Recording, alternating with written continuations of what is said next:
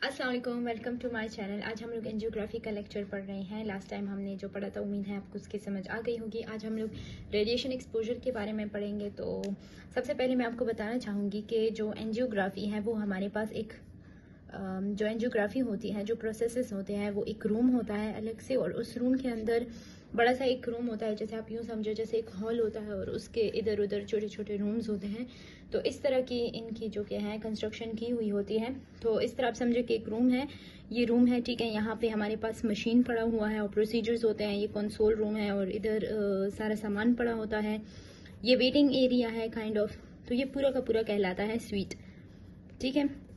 तो इसमें जो ये रूम है जहाँ पे प्रोसीजर्स होते हैं उसे कहते हैं एंजियोग्राफी रूम, जो कि हमारे पास मोस्टली स्पेशलाइज्ड एक कैथ लैब भी कहलाता है। कैथ लैब भी कहलाता है। यहाँ पे हमारे पास इंटरवेंशनल प्रोसीजर्स होते हैं। इंटरवेंशनल प्रोसीजर्स होते हैं। ये इंटरवेंशनल प्रोसीजर्स क्या है, जैसे हम लोग एग्जांपल में ले लें कोरोनरी एंजियोग्राफी। कोरोनरी एंजियोग्राफी हमारे पास इसमें एग्जांपल में आता है इंटरवेंशनल प्रोसीजर्स में, जिसमें हमारे पास ये मिनिमली इन्वेसिव होते हैं और पूरा का पूरा कट नहीं देते। मिनिमली इन्वेसिव है, आर्टरी के थ्रू जो कि हैं वो जाते हैं कैथेटर्स को लेके कोई भी प्रोसीजर करते हैं। इसमें थेराप्यूटिक एंड डायग्नोस्टिक बोथ, ठीक है। तो हमारे पास यहाँ पे हमने पढ़ा है बहुत डिटेल से कि इधर होता है हमारे पास फ्लोरो यूनिट पूरे का पूरा पड़ा होता है। इसके अलावा इधर हमारे पास जो इमरजेंसी सिचुएशंस के लिए होते हैं, जैसे ईसीजी गेटिंग वगैरह, ECG, BP apparatus, oxygen saturation के लिए जो चेक करने के लिए लगे होते हैं, वो इम्पोर्टेंट एक्सेट्रा चीज़ें पड़े होते हैं इस रूम में, ठीक है। अब अपने मेन टॉपिक की तरफ आते हैं, रेडिएशन की तरफ। अब हमें पता है कि यहाँ पे है fluoro, and fluoro works on the basis of X-rays, ठीक है। ये एक्सरेज पे काम करते हैं। तो मतलब जितनी एक्सरेज है उतनी रेडिएशन है।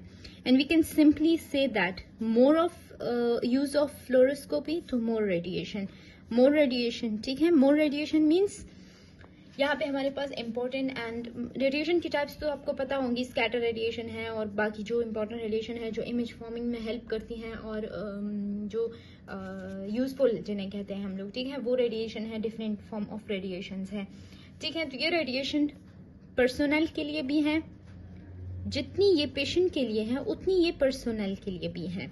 तो ये इसका साइड इफेक्ट है सिर्फ बस, क्योंकि जो काम यहाँ पे प्रोसीजर जो कर रहा होता है, ठीक है, रेडियोलॉजी टेक्नोलॉजिस्ट है, डॉक्टर हैं, रेडियोलॉजिस्ट जिसे कहते हैं वो हैं, ठीक है, नर्सेज वगैरह जो भी यहाँ पे काम कर रहे हैं, ये रेडिएशन उनके लिए भी है और पेशेंट के लिए भी है।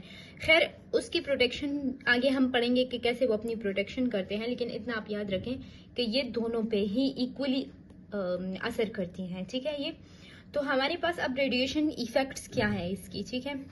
इफेक्ट्स ऑब्वियसली बाकी जो इफेक्ट हो ना हो मोस्टली वो ज़रूरी नहीं है, लेकिन जो बायोलॉजिकल इफेक्ट है वो मोस्टली इम्पॉर्टेंट है, वो हम इसमें पढ़ेंगे। बायोलॉजिकल इफेक्ट्स जो के होते हैं इधर, वो हम लोग इसमें पढ़ेंगे। अब बायोलॉजिकल इफेक्ट क्या है? बायो मीन्स लाइफ, ठीक है। इधर हमारे पास जो सेल्स होते हैं बॉडी के, लिविंग जो सेल्स हैं, ठीक है, बॉडी में पड़े होते हैं, ये हमारे पास रेडिएशंस आती हैं, ठीक है, रेडिएशंस आती हैं बॉडी के ऊपर, टिश्यूज पड़े होते हैं, वो टिश्यूज मिलके बने होते हैं सेल्स से। ये रेडिएशंस टकराती हैं इन सेल्स के साथ, और ये सेल्स जो के हैं रेडिएशन के टकराने की वजह से इनमें जो तमाम ऑर्गेनलीज हैं, न्यूक्लियसेस हैं, सब कुछ हैं, वो अफेक्ट होते हैं। अब कब मेजर इफेक्ट कब होता है? मेजर इफेक्ट तब होता है कि जब ये रेडिएशन न्यूक्लियस पे लग जाए। न्यूक्लियस पे जब ये रेडिएशन पड़ती हैं तो तब मेजर इफेक्ट होता है। क्यों? क्योंकि वहां पे पड़ा होता है DNA, and DNA is responsible for your body, ठीक है। होल बॉडी के जो प्रोसेसेस है उसके लिए डीएनए है। अगर रेडिएशन पड़ जाए न्यूक्लियस पे तो हमारे पास जो इफेक्ट आते हैं उसे कहते हैं म्यूटेशन।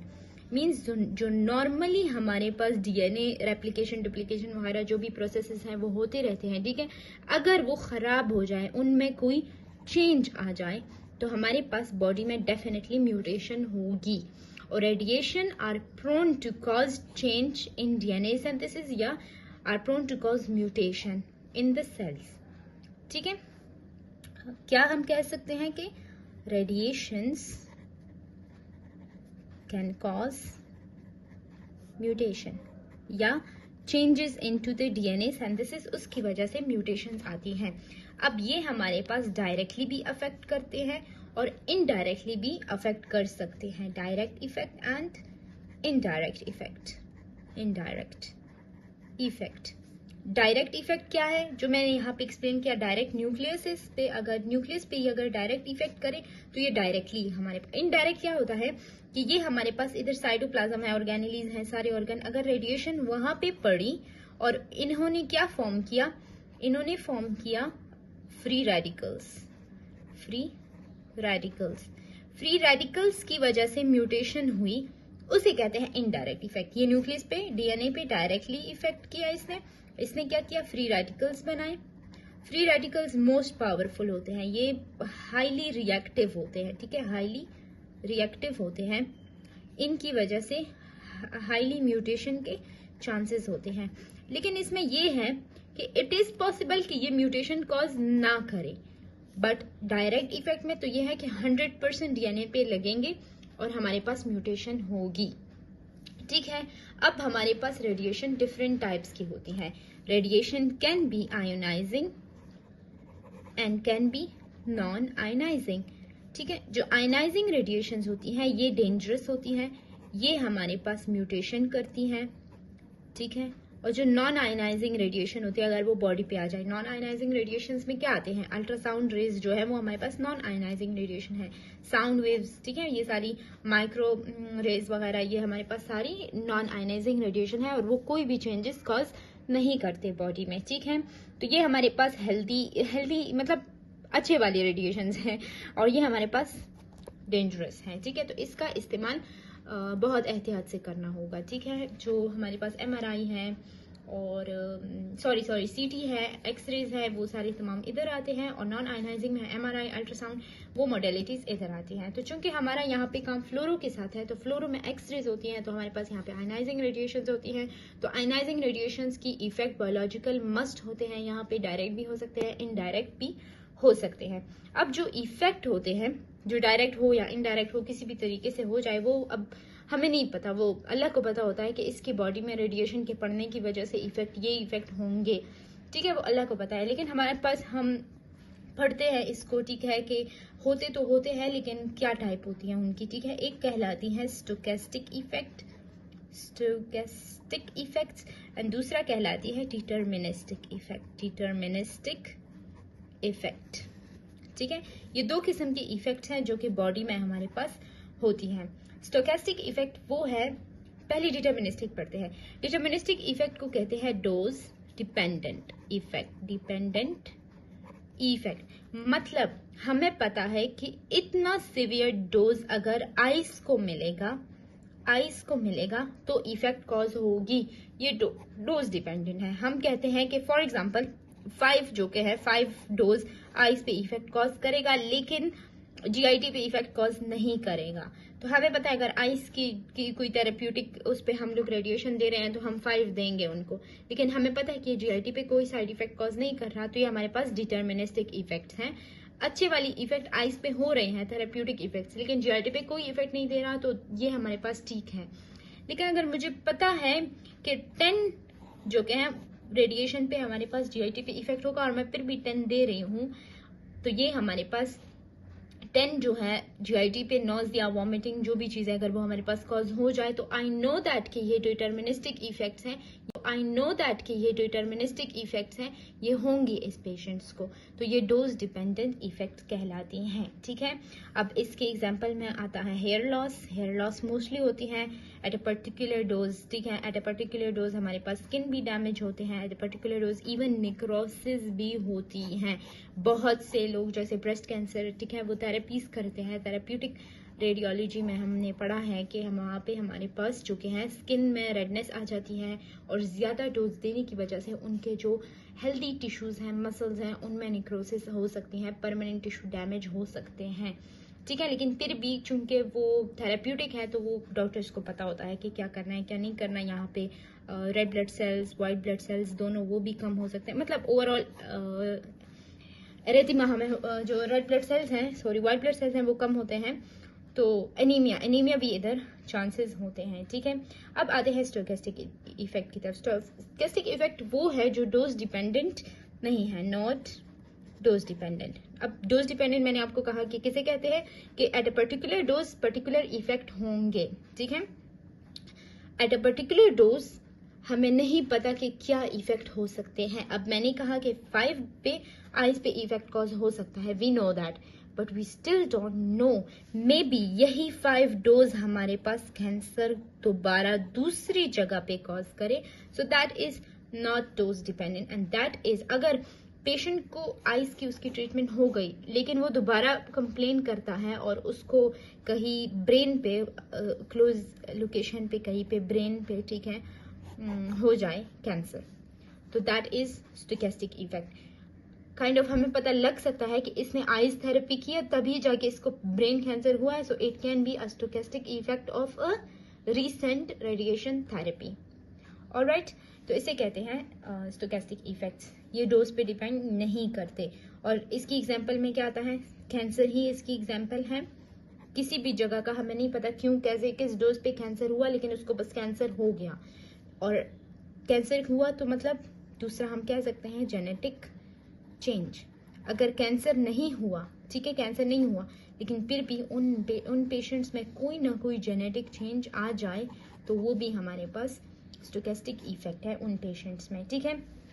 तो हम इसको ये भी कह सकते हैं कि इट्स अ नॉन थ्रेशोल्ड, ठीक है, non threshold effect, and this one is a threshold effect, threshold effect, and we can also say that this occurs by chance, ठीक है, और deterministic effect by dose, by dose। इतने dose पे ये effect हुआ और सेम डोज पे by chance ये कैंसर वाला या जेनेटिक चेंज वाला इफेक्ट हुआ, तो ये दोनों हमारे पास कहलाती हैं, ठीक है। अब मैंने आपको थोड़ी सी अगर दोबारा मैं समरी दे दूं तो ये हमारे पास रेडिएशन है स्टोकेस्टिक में, जो मैंने डिटर्मिनिस्टिक में वहां पे आपको समझाया। तो स्टोकेस्टिक में अगर ये रेडिएशन है, ठीक है, ये सेल है, और डायरेक्टली ये अगर ये फॉर एग्जांपल हमारे पास न्यूक्लियस है और ये उसमें डीएनए है और डायरेक्टली ये इसी पे पड़ जाए तो ये हमारे पास क्या कॉज कर रहा है, डीएनए डैमेज। डीएनए डैमेज हो रहा है तो डेफिनेटली क्या हो सकता है, म्यूटेशन, एंड इन म्यूटेशन हमने क्या पढ़ा था, कैंसर, वहां पे जाके कैंसर कॉज हो गया, ठीक है। तो ये हमारे पास हुआ स्टोकेस्टिक इफेक्ट्स का। डिटर्मिनिस्टिक इफेक्ट्स का बाकी हमने कहा कि यहाँ पे रेडिएशन लगी, ये पूरी की पूरी बॉडी है, जैसे जीआईटी का कैंसर है उनको वो रेडिएशन कर रहे हैं, तो उसके साथ ही साथ गुनेडल वगैरह चेंजेस आ सकते हैं, उसमें भी रेडिएशन की वजह से साइड इफेक्ट। ब्लड में चेंजेस आ सकते हैं, निक्रोसिस हो सकती है उनमें, और स्किन में चेंज आ सकते हैं, कोई भी रेडिएशन की वजह से सिंड्रोम आपको नजर आ सकता है उनमें, ठीक है। तो it is important to know कि डिटर्मिनिस्टिक इफेक्ट क्या है एंड स्टोकेस्टिक इफेक्ट क्या है। इट अकर्स बाय चॉइस, ये किसी के बाय चांस, सॉरी, ये किसी के हाथ में नहीं है, ये किसी को अगर हो भी गया by luck we can say, ठीक है। तो अब हम लोग कहते हैं कि स्टोकेस्टिक इफेक्ट तो ठीक है, लेकिन अगर वो बाय चांस कभी भी हो, लेकिन डिटर्मिनिस्टिक इफेक्ट, साइड इफेक्ट्स जो हैं उससे हम कैसे बचें, कैसे हम बचें कि हमें हेयर लॉस ना हो या हमें निक्रोसिस तक डोज ना ऊपर जाए कि निक्रोसिस तक उस पेशेंट को हो गया है, इतने तक हम डोज उसका इंक्रीज ना करें। तो इसमें हम लोग क्या करते हैं कि इसमें हम मेजरमेंट लेते हैं, ठीक है, डोज को मेजर करते हैं, और मेजरमेंट्स में हम लोग इसकी जो कि करते हैं डोसीमीटर यूज करते हैं।